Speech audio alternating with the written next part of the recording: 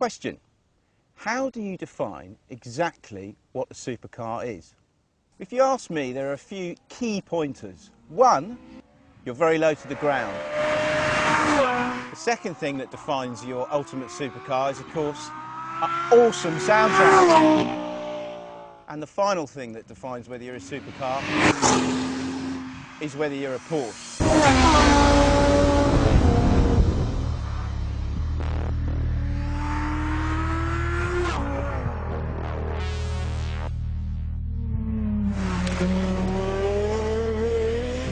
Supercar number one in the blue corner is the Ferrari F430 Scuderia. It has just over 500 horsepower, it weighs quite a lot less than the normal F430, and as prescribed in the supercar handbook, it will do 200 miles an hour.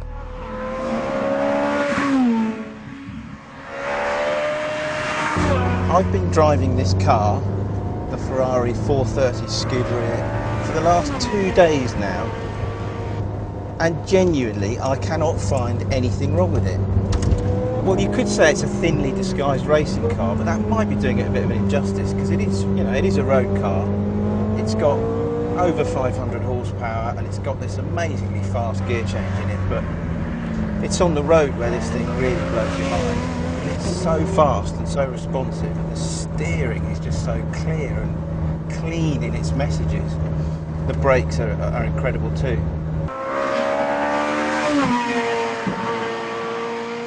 In the grey corner from Weissach is the Porsche 911 GT2. It has 530 horsepower and it weighs about the same as the Ferrari 2, which means it's probably the most accelerated car here. 911 GT2, very serious motor car. Maybe not as emotional as the other two Italians, but I think in a straight line it's probably faster than both of them. And the reason why is because it's got twin turbos, which give it so much torque. I mean, we're in 4th gear now, and that is just unbelievable.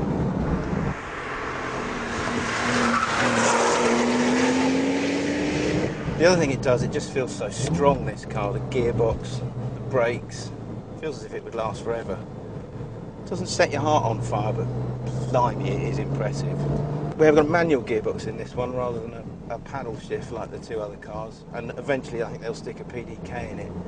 When they do that, well, I think there'll be no stopping this thing. Finally, in the bright yellow corner is the Lamborghini Gallardo 564.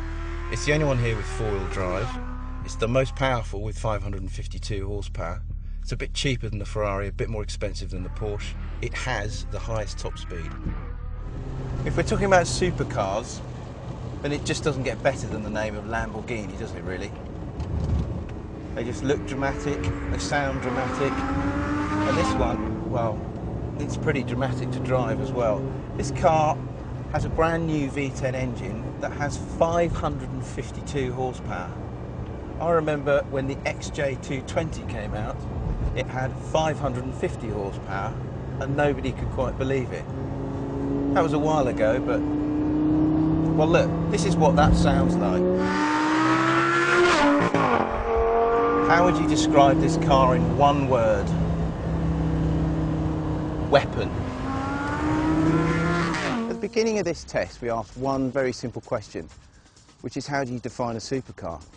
There's really only one supercar here, and it's not this, it's the yellow one. And I absolutely adore the Gallardo. It makes such an incredible noise. It's so dramatic on the road. Anyone that stops, and lots of people have over the last couple of days, they only want to see one car, and that's the Lamborghini.